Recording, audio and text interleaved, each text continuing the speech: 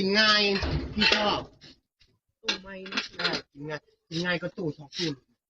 อันนี้ คือปักเดี๋ยววะ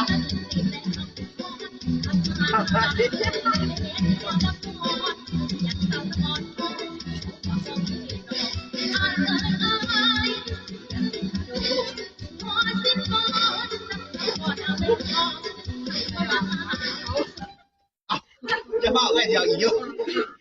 เดี๋ยวใส่ขวดอย่าเผาที่ใส่ไป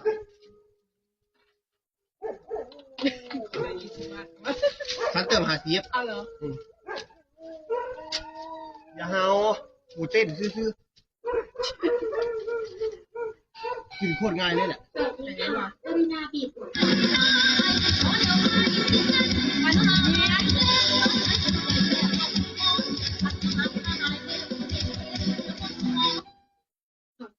20 บาทก็ได้จะเกือบ20 บาทตาย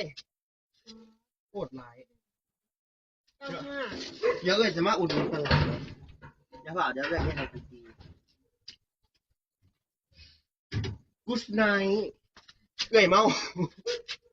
เมื่ออย่าเตรียมทางเท่าเมืองมึงเนี่ยเห็นบ้างคุณอ่ะ เห็นเซลฟี่สักคนตอนนี้ บอลรถไอ้แห่งแตก